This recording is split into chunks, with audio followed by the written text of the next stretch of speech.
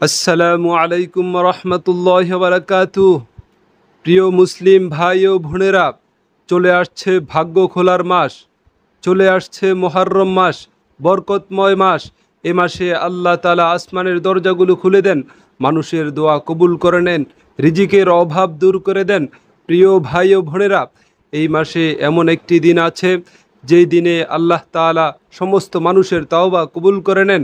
প্রিয় ভাই ও বোনেরা, এই মাসে একটি রোজা আছে, যেই রোজাটি রাখলে আল্লাহ তাআলা পূর্বের 1 বছরের গুনাহ মাফ করে দেন। প্রিয় ভাই ও বোনেরা, আজকে আমরা এই ছোট্ট ভিডিওর মাধ্যমে জানতে পারবো যে এই মাসে বিশেষ কি কি আমল রয়েছে। এরপরে এই মাসে যে রোজা আছে, রোজা কখন রাখবো, কিভাবে রাখবো, আশুরার রোজার নিয়ত করব কিভাবে, নামাজ পড়ব কিভাবে। প্রিয় ভাই ও বোনেরা, এই মাসকে আল্লাহ তাআলা শাহরুল্লাহ বলেছেন, আল্লাহ তাআলার মাস বলেছেন। বছরের 12টি মাস, প্রত্যেকটি মাসই হলো আল্লাহ তাআলার, কিন্তু বিশেষভাবে নবীজি সাল্লাল্লাহু আলাইহি ওয়াসাল্লাম এই মাসকে বলেছে শাহরুল্লাহ, আল্লাহ তাআলার মাস। তাই এই মাসের মর্যাদা আরও গুণে বেড়ে গেছে। প্রিয় ভাই ও বোনেরা, এই মাসে বেশি বেশি রোজা রাখার কথা নবীজি সাল্লাল্লাহু আলাইহি ওয়াসাল্লাম হাদিসের মধ্যে বলেছেন। সহিহ হাদিসের মধ্যে নবীজি বলেন, আফজলুস সিয়ামি বাদা রমাজান শাহরুল্লাহিল মুহররম, যে রমজানের পরে শ্রেষ্ঠ রোজা হলো মুহররমের রোজা। তাই প্রিয় ভাই ও বোনেরা, চেষ্টা করা মুহররম মাসে পুরা 30 দিনই রোজা রাখা। প্রিয় ভাই ও বোনেরা, এখন কথা হলো, আমি তো অসুস্থ, বিভিন্ন পেরেশানিতে আছি, পূর্ণ 30টি রোজা রাখতে পারবো না, তাহলে আমি কয়টা রোজা রাখবো? প্রিয় ভাই ও বোনেরা, সমস্যা নেই, আপনি অসুস্থ, কমপক্ষে 2টা রোজা রাখেন। নবীজি সাল্লাল্লাহু আলাইহি ওয়াসাল্লাম হাদিসের মধ্যে বলেছেন যে তোমরা কমপক্ষে 2টা রোজা রাখো। তোমরা মুহররমের 9 তারিখ ও 10 তারিখের রোজাটা অবশ্যই রাখো। প্রিয় ভাই ও বোনেরা, এখন কথা হলো, মুহররম মাসের 10 তারিখ কত তারিখে? প্রিয় ভাই ও বোনেরা, 6 জুলাই, আগামী রবিবার অর্থাৎ শনিবার সূর্য অস্তের পর থেকে মুহররম মাসের 10 তারিখ শুরু হয়ে যাবে। যদি কেউ শুধু মুহররমের একটি রোজা রাখতে চান, তাহলে আপনারা রবিবারে ওই রোজাটি রাখবেন। প্রিয় ভাই ও বোনেরা, এখন কথা হলো যে হুজুর, আমি নিয়ত করব কিভাবে রোজার? নিয়ত করা একেবারেই সহজ। আপনি যদি সাহারি খেতে ওঠেন এবং মনে মনে নিয়ত করেন যে আল্লাহ, আমি আগামীকালকে রোজা থাকব, তাহলে এটাই আপনার নিয়ত হিসাবে যথেষ্ট হবে। প্রিয় ভাই ও বোনেরা, এখন কথা হলো যে যদি আপনারা শুধু একটা রোজা রাখেন, এর ফজিলত কি?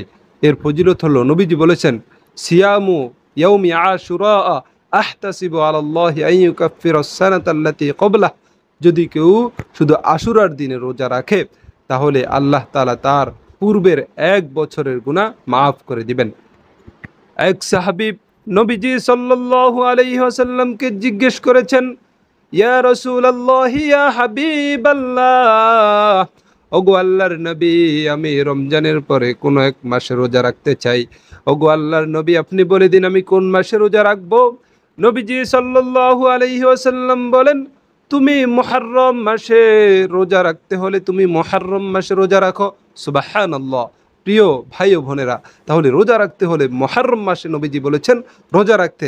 তাই যদি আমাদের সময় থাকে, আমরা যদি পারি, তাহলে মুহররম মাসে রোজা রাখার চেষ্টা করব। কারণ এই মাস হলো আল্লাহ তাআলার মাস, বরকতময় মাস। এই মাসে আল্লাহ তাআলা বান্দার দোয়াগুলো কবুল করে নেন। এছাড়া আমরা কি আমল করব? এই মাসে সবচেয়ে বেশি তাওবা ইস্তেগফার করা। কারণ নবীজি বলেছেন এই মাসে এমন একটা দিন রয়েছে, যেই দিনে আল্লাহ তাআলা বিপুল সংখ্যক ব্যক্তিদের তাওবা কবুল করে নেন, তাদের গুনাহ মাফ করে দেন।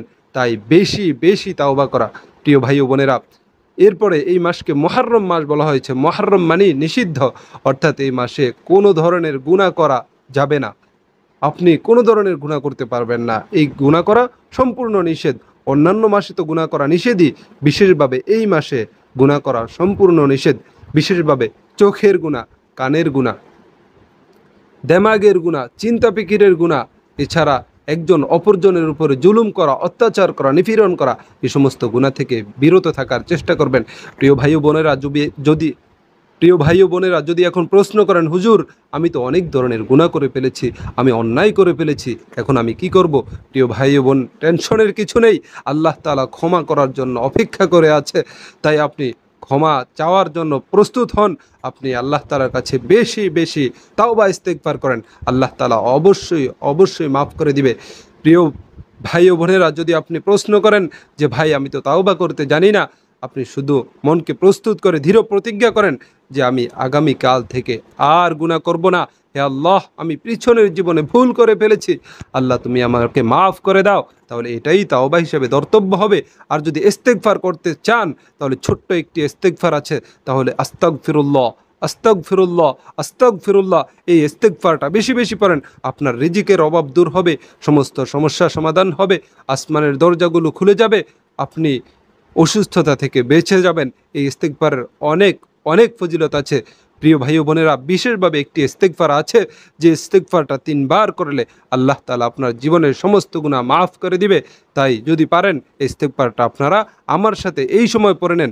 ইস্তেগফারের জন্য কোনো সময়ের প্রয়োজন হয় না, অজুর প্রয়োজন হয় না, বিশেষ কোনো সময় নেই।